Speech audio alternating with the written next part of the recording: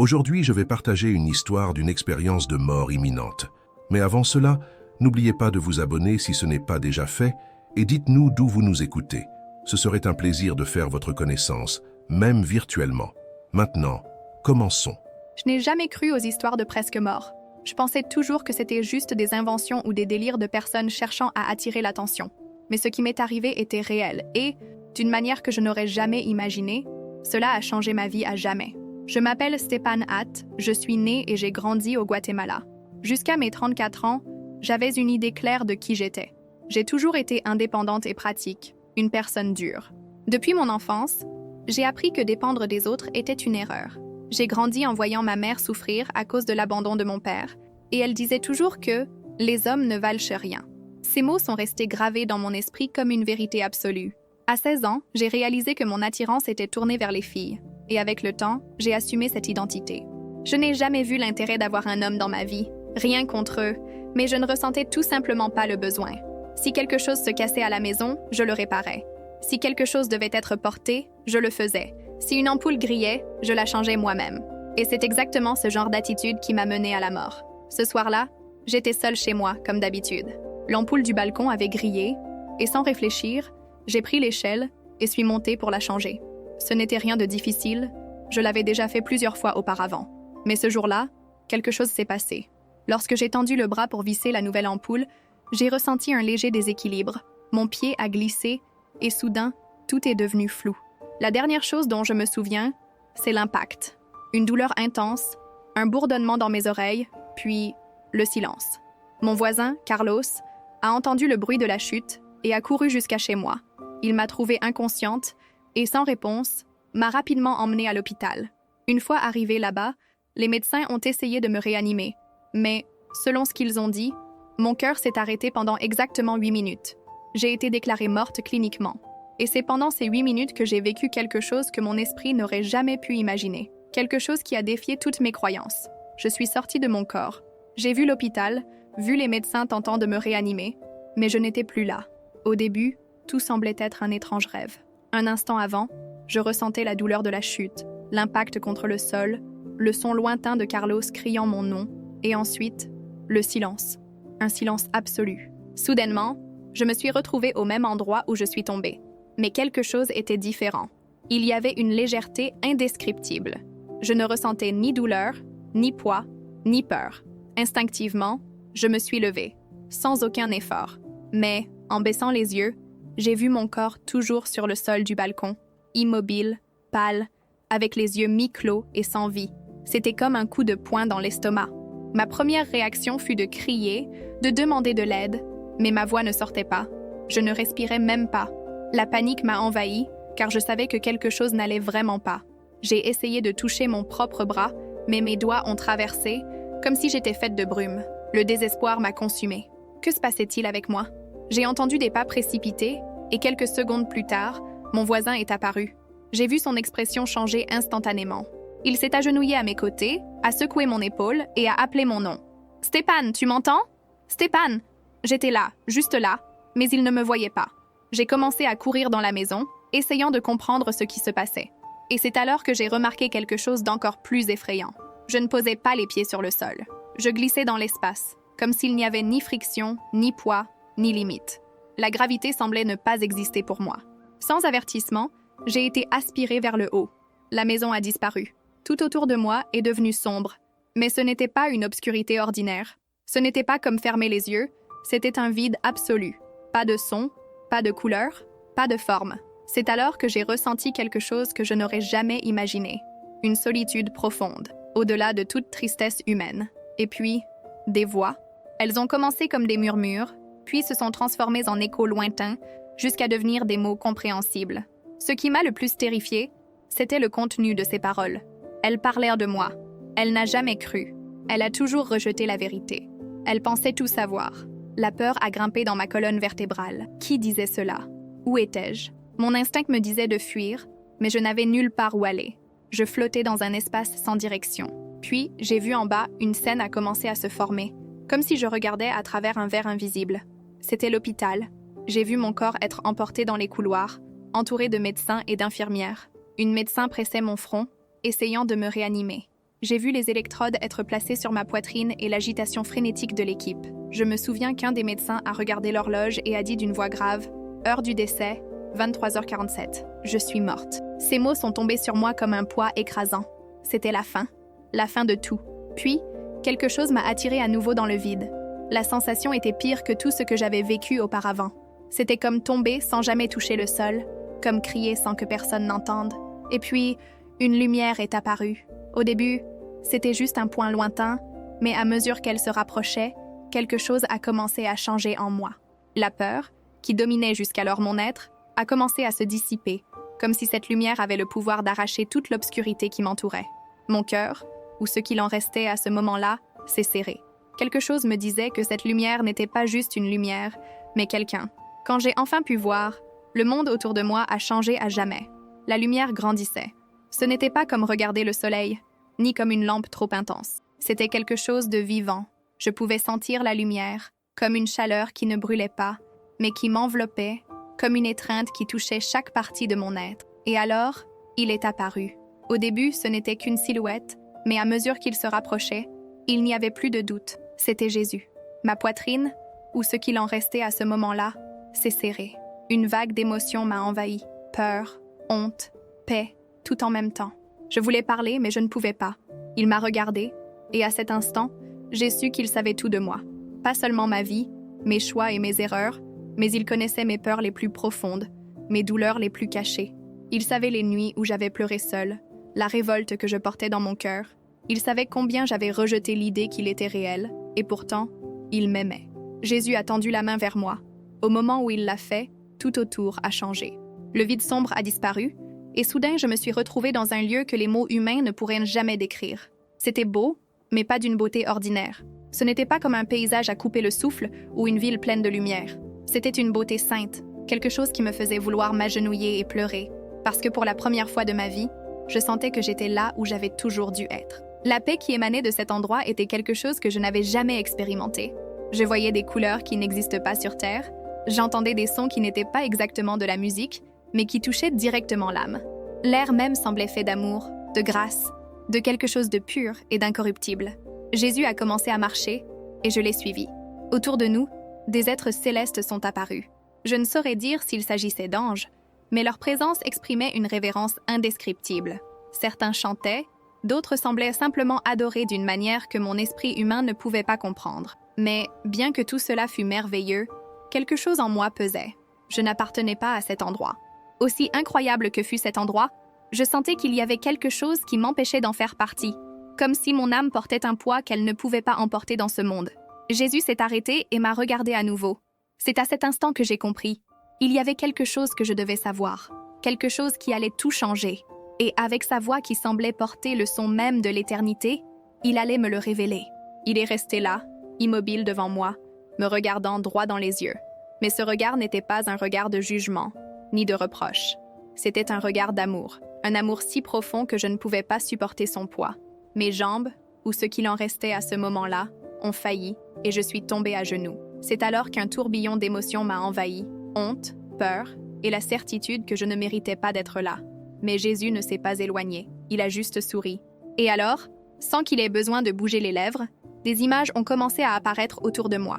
C'était comme si je regardais ma propre vie, mais maintenant sous une perspective que je n'avais jamais vue auparavant. J'ai vu mon enfance, j'ai vu ma mère si blessée par la douleur de l'abandon, répétant la même phrase qui avait façonné toute ma vision du monde. Les hommes ne valent rien. J'ai vu la petite Stéphanie, grandissant avec cette idée gravée dans son cœur. J'ai vu l'adolescente qui a commencé à se détourner de tout ce qui rappelait la masculinité, qui a élevé des murs pour se protéger, qui a choisi de ne jamais dépendre de personne. Et puis, j'ai vu quelque chose que je n'avais jamais remarqué dans toute cette histoire, au milieu de toutes ces douleurs et rejets. Il y avait des hommes bons autour de nous.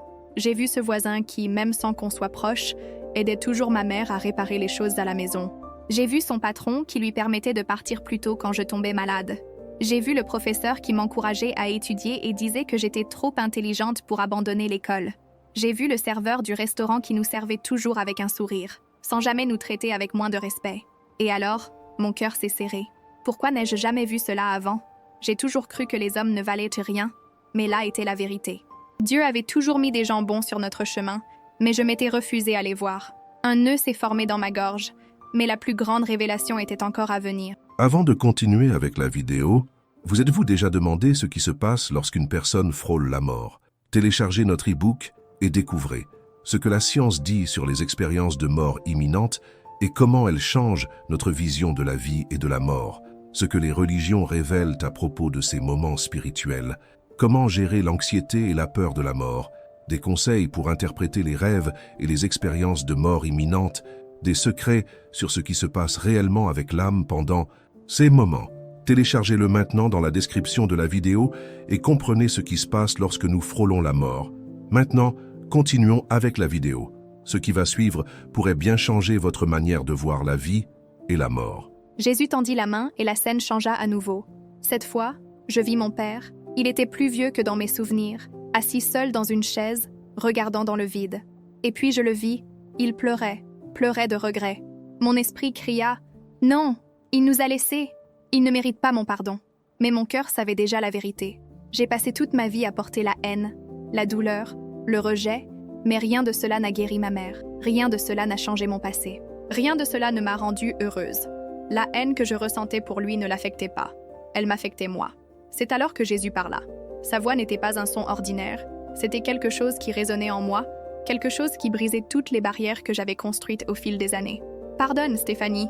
Je frissonnais. Mon premier instinct fut de nier, de dire que je n'y arrivais pas. Mais avant que je puisse répondre, il continua. « Tu as porté un fardeau que tu n'avais pas besoin de porter. Je te connais depuis le ventre de ta mère. Je connais ta douleur, tes luttes, tes peurs. Mais il est temps de laisser tout ça derrière toi. Tu veux être libre? Alors pardonne. » Les larmes commencèrent à couler. Pardonner, après tout ce qui s'était passé? Mais alors Jésus s'approcha encore plus près et tout changea. La douleur que je ressentais, le rancune, la révolte, tout se dissipa en sa présence. Jésus me montra ce que je n'avais jamais voulu admettre. Je ne m'étais pas éloignée des hommes par amour pour les femmes. Je l'avais fait parce que je voulais repousser les hommes. C'était une forme de protection, de contrôle. Si je ne laissais jamais un homme s'approcher, je ne risquais jamais de me faire blesser, comme ma mère l'avait été. Ce fut un choc. Pendant tant d'années, j'avais cru que mon identité était définie. Mais maintenant, face à la vérité, tout avait un sens. Ce n'était pas une question de désir, mais de peur. Jésus me regarda à nouveau et dit quelque chose qui brûla mon âme. Je t'ai créé avec un but. Tout ce que j'ai créé a un ordre, un équilibre, un plan. L'homme et la femme ont été créés pour se compléter, pour se soutenir, pour fonder des familles. C'est une partie de mon dessein. Mon esprit bouillonnait. Mais Dieu est tellement merveilleux qu'il nous a donné le libre arbitre. Jésus s'agenouilla devant moi et prit mes mains. Pour la première fois, je ressentis véritablement son toucher. C'était la paix, c'était l'amour, c'était la vie. Maintenant, Stéphanie, tu peux choisir. Tu peux continuer sur le chemin que tu as toujours emprunté, ou tu peux avoir confiance en moi. C'était ça. Le choix m'appartenait. La lumière autour de lui semblait pulser, comme si le ciel lui-même attendait ma réponse. Je fermai les yeux, pris une grande respiration, et quand je regardais à nouveau Jésus, il n'y avait qu'une seule chose que je voulais dire. Je choisis de vivre en Christ. Au même instant, je sentis quelque chose être arraché de moi, comme si des chaînes invisibles se brisaient, comme si un poids que j'avais porté toute ma vie disparaissait. Et pour la première fois de ma vie, je ressentis la paix. Vraiment. Mais ce n'était pas encore fini. Jésus sourit et dit « Alors retourne. Il y a encore quelque chose que tu dois faire. » Avant que je puisse poser la question, l'obscurité m'enveloppa à nouveau. Le ciel disparut. Et quand j'ouvris les yeux, je me trouvais de retour à l'hôpital. La première chose que je ressentis fut la douleur. C'était comme si j'avais été arrachée violemment d'un endroit où il n'y avait pas de souffrance et jetée de nouveau dans un corps lourd, faible, brisé. Ma poitrine brûlait, ma tête pulsait, et le bruit des machines bipant m'entourait. Mes yeux n'étaient pas encore habitués à la lumière, et tout semblait flou. Ce n'est que lorsque j'essayais de respirer profondément que je réalisais « j'étais vivante ». L'hôpital. Je mis quelques secondes à comprendre où j'étais. Je sentais le poids du drap sur moi, l'odeur de désinfectant dans l'air, les électrodes collées sur ma poitrine. Il y avait des voix autour de moi, d'abord lointaines, puis l'une d'elles devint plus claire. « Elle est revenue! Mon Dieu! Elle est revenue !» Une infirmière courut hors de la chambre, appelant les médecins. Le bruit de leurs pas précipités résonnait dans les couloirs. Je voulais dire quelque chose, mais ma gorge semblait sèche, comme si je n'avais pas parlé depuis des jours. Et puis, le poids de la réalité s'abattit sur moi. Je suis morte. Et plus que cela, j'ai vu Jésus. Le souvenir arriva avec une force écrasante. L'éclat de la lumière, sa voix, la vérité qu'il m'a révélée, tout était si vivant en moi, si clair, si réel. Mais comment expliquer cela à quelqu'un? Le médecin entra précipitamment, me examina, vérifia mes signes vitaux. Il me regardait comme s'il voyait un miracle. « Stéphanie, vous nous avez fait une frayeur. Vous avez été morte pendant 8 minutes. 8 minutes. Cela semblait une éternité. Mais je savais que quelque chose en moi avait changé à jamais. Les jours suivants furent un tourbillon. Ma mère fut appelée à l'hôpital, et quand elle me vit éveillée, elle fondit en larmes à mes côtés. J'essayais de lui raconter ce qui s'était passé, mais les mots se coinçaient. Comment expliquer que Jésus m'a montré tout ce que je n'avais jamais voulu voir? Que la haine que j'avais portée pendant tant d'années contre mon père me détruisait? Que ma vision de mon identité était enracinée dans la peur et non dans l'amour? J'essayais, mais personne ne semblait comprendre. Ma fille, tu as frappé ta tête. Cela peut être un effet du traumatisme. Tu étais inconsciente. Ton cerveau a dû créer ces images. Ce n'était qu'un rêve, mais je savais, ce n'était pas un rêve. C'était réel. Et plus j'essayais de me taire, plus cela brûlait en moi. Je devais dire au monde ce que Jésus m'a montré. Mais est-ce que quelqu'un y croirait? La vérité, c'est que moi-même, je tentais encore de tout comprendre. Qui étais-je maintenant? C'est quand on me donna ma sortie de l'hôpital que je compris que ma vie ne serait plus jamais la même. Et je devais décider si je cacherais cette vérité pour toujours ou si j'aurais le courage de parler. Je n'étais plus la même. Après cette expérience, rien en moi ne semblait s'imbriquer comme avant. Je me regardais dans le miroir et voyais un visage familier, mais je savais qu'en moi, tout avait changé. Changer n'était pas facile. Pendant les premiers jours, j'essayais de revenir à ma routine, me lever, aller travailler, parler avec les mêmes amis, faire semblant que rien ne s'était passé. Mais peu importe combien j'essayais, quelque chose en moi criait. Je ne pouvais plus voir la vie avec les mêmes yeux. Les conversations qui auparavant m'amusaient semblaient maintenant vides. Les opinions que je défendais avec tant de certitude sonnaient maintenant lointaines, comme si elles appartenaient à quelqu'un que je n'étais plus. Et le pire, la peur de raconter ce que j'avais vécu. Comment dire aux gens que je suis morte, que je suis allée au ciel, que j'ai vu Jésus et que je suis revenue transformée? Comment dire qu'il m'a montré des vérités que j'ai niées toute ma vie? Comment dire qu'il m'a donné un choix et j'ai choisi de vivre pour lui? Pendant un temps, je gardais tout à l'intérieur de moi. Mais plus je me taisais, plus je ressentais que j'étouffais. C'était comme essayer de retenir le feu dans ma poitrine. Jusqu'à ce qu'une nuit, alors que j'essayais de dormir, les paroles de Jésus revinrent dans mon esprit. « Tu veux être libre? Alors pardonne. » C'est là que je compris que ma transformation ne commencerait pas tant que je n'obéirais pas à ce qu'il m'a demandé. Je devais pardonner à mon père, et cela m'effrayait. J'avais passé des années à me convaincre qu'il ne méritait pas mon pardon. Mais si le pardon n'était pas une question de mérite, et si le pardon était une question de libération, le lendemain, je pris le téléphone. Mes mains tremblaient, mon cœur battait fort, mais quand j'entendis la voix de mon père à l'autre bout du fil, quelque chose en moi se brisa. Il resta silencieux lorsque je lui dis que je le pardonne. Ensuite, j'entendis un sanglot étouffé. « Pardonne-moi, ma fille, pardonne-moi. » C'est là que je savais. L'amour de Dieu ne m'a pas seulement libérée. Il était aussi en train de libérer mon père. Ce fut le premier pas de ma nouvelle marche. Depuis ce jour, ma vie est devenue un voyage d'apprentissage et de remise. J'ai commencé à étudier la Bible, à chercher à comprendre davantage le Dieu qui m'a donné une seconde chance. La vérité était là tout le temps, mais je n'avais jamais voulu la voir. Et maintenant, je ne pouvais plus la nier. J'ai commencé à m'éloigner de tout ce qui faisait autrefois partie de mon identité, car j'ai réalisé que ma véritable identité a toujours été en Christ. Aujourd'hui, je sais que Dieu a un but pour chacun de nous. Il nous a créés avec amour, nous a donné un plan, une mission, et nous a donné la liberté de choisir. Et j'ai choisi Jésus. Avant de conclure, je tiens à vous laisser le verset qui a marqué ma transformation. Vous connaîtrez la vérité, et la vérité vous libérera. Jean 8, 32. Si cette histoire a touché votre cœur, partagez-la, laissez un commentaire. Et si vous ne faites pas encore partie de cette communauté, abonnez-vous maintenant pour d'autres histoires qui peuvent transformer votre vie. Que Dieu vous bénisse.